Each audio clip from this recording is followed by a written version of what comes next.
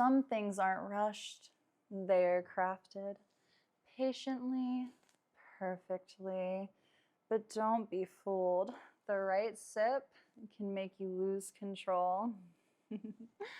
Kampai.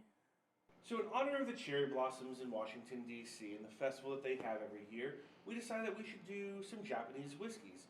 Because we really didn't have too many on the shelf to begin with. We only had one, the Yamazaki 12. So we put together a collection of mid-range Japanese whiskeys, and just like all whiskeys and bourbons, there is a range from relatively inexpensive to over the top.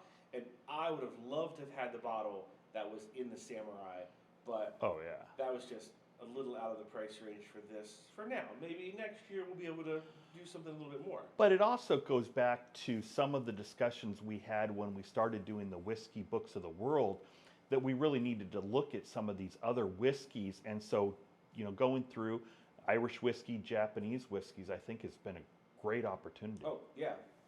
Of course, this is really good. And I was really surprised on tasting these on the subtle flavors that they have.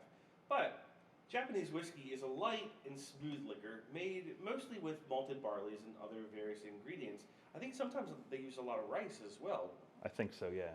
Unlike other types of whiskey, it has a delicate and floral taste that oozes refinement. As such, it has become a favorite of whiskey connoisseurs. It's a great way for new drinkers to start exploring the beloved world of whiskey. And we've talked about this before, because of the malted barley, but because of the very subtle flavors, it almost drinks like a scotch, but not an overpowering scotch. No, it's very, Japanese whiskeys definitely have that subtle flavor, and I love how you described it. Oozes refinement. Yes, that's very, you know, we'll pinky out today when we're drinking. But this is the Black Shirt Bourbon Society. Let's do some drinking.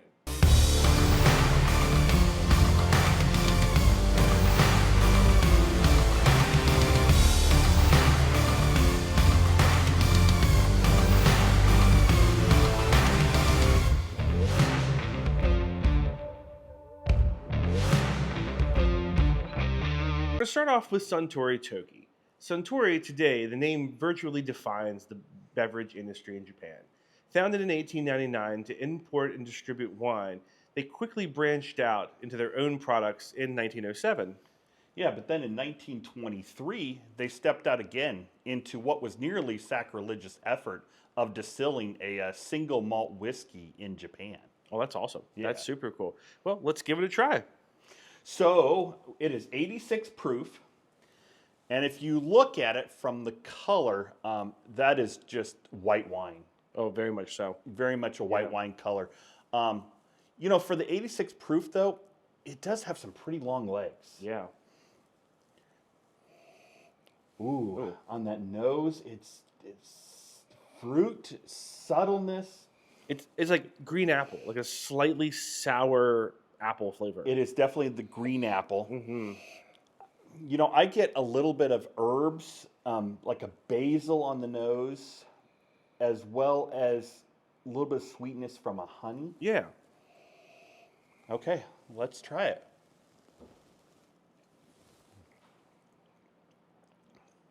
Ooh, that's good. That's really good. So there is some fruitiness to it. Grapefruits, I get a little bit of a green grape flavor as well. But it definitely has that subtleness to it. Yeah. Maybe even a little bit of peppermint. Yeah, I was just saying, there's a spice to it that I would have not expected from this. But yeah, it's good. That slightly peatiness from the malt, but not too crazy. This is really good. It is. So the finish is subtle. Definitely, it doesn't linger. No. But there is a spiciness and a sweetness to the finish. Oh, yeah. Yeah. Yeah. And I'm pretty sure that this is we'll call it an entry-level bottle. Yeah. Right around $40.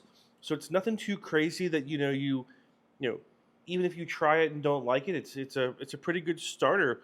And I thoroughly enjoyed that. Yeah, absolutely. And it's a good start to the Japanese whiskeys. Oh, very sure. Okay, so number 2 is the Nikka Coffey Grain whiskey. It was founded in 1934, And it lies in the southern Hokkaido, where it has 3 sides surrounded by beautiful mountains, and the terrain is similar to the one found in Scotland. The master distiller actually studied the art of whiskey production and then returned to Japan as a master blender. And fun fact, his wife is Scottish as well. That's pretty cool. That's pretty cool. So, I think that a lot of these Japanese whiskeys have some semblance to a Scotch. Yeah. And, just showing that he went to Scotland to learn whiskey production just goes to show that. Yeah, so as we look at this Nikka Coffey Grain whiskey, 90 proof. Looking at the color, it's going to be a little darker than our white wine, so pale straw. Yeah, I agree with that. 90 proof. Much shorter legs on yeah. this one. Oh, that corn and vanilla right on the nose. Oh, yeah, yeah. Nothing like the last one. No, it's completely different.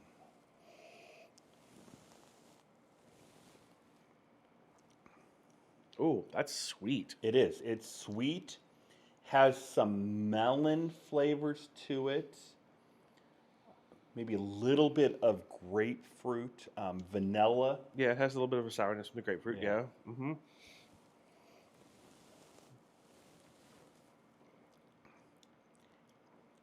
I don't think it, I think it has more of a medium finish. Yeah. It definitely doesn't linger all that long. No. Mm. But I think the spiciness is there on the finish with the, as it lasts medium or so. Yeah, and you can definitely tell a difference in between the malted barleys and this being a corn-forward product, that the corn is so there.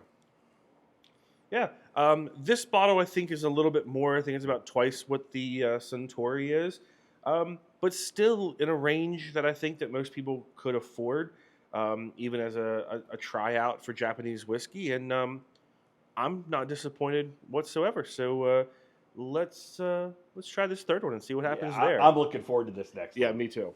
So our third and final offering today of Japanese whiskey is the 12-year Yamazaki. I've had this bottle for quite a long time. It was gifted to me by some good friends, and I hate to say that when I first got it, I really didn't appreciate it. And I'm glad that we finally have developed a palate to be able to really appreciate a really good product like this.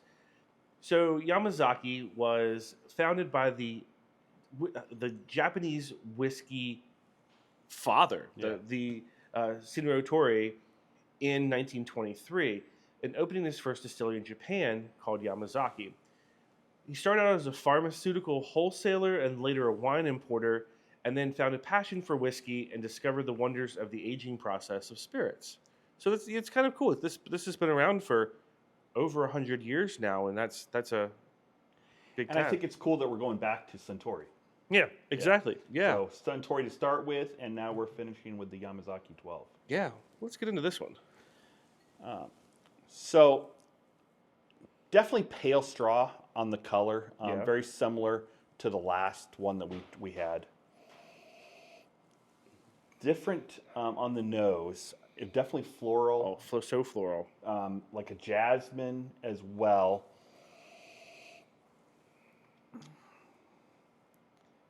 A little bit of apple. Yeah, but not that sour. It's it's more of a sweet apple.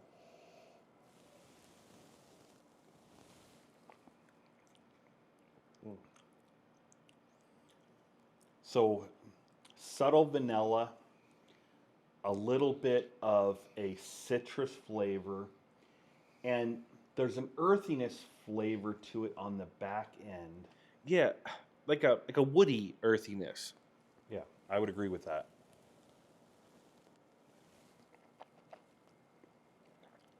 And there is some dried fruit to it. Maybe like a dried apricot flavor, but it is very subtle. But also, I have a greater appreciation for it now than I think when we tried it a few years ago. Oh yeah, for sure. Yeah, definitely. So of course, as we went through, we started off with a very inexpensive bottle, then kind of a medium bottle, and then this being a 12-year product, of course, the price goes up, and this is right around $200. in the realm of $200 whiskeys, I think this stacks up with a lot of the bourbons and things that we've had, and it's a different flavor profile. And it might not be your cup of tea. And I don't think it could be my daily drinker. Cup of tea. There you a go. cup of tea. Yeah, Very nice. yeah. But I think it's great, and I think bringing it out on special occasions, it's definitely a good, and it's a good conversation piece. Absolutely. So I think you can't go wrong with either of these three. Yeah, I agree. Here's to some Japanese whiskey. So overall, I think we had a great selection of Japanese Absolutely. whiskeys to try today. We're doing this again because of the Cherry Blossom Festival in Washington, D.C. We're not that far from there. We get to enjoy it every year. As photographers, it's always a very big place for us to go shoot in, a requested area for us to go shoot in. They were a gift from the Japanese to the United States, and it is a beautiful, beautiful event to go to. I really have nothing else to say. So this is the Black Shirt Bourbon Society. Don't forget to like, comment, and subscribe. Until next time, drink safe.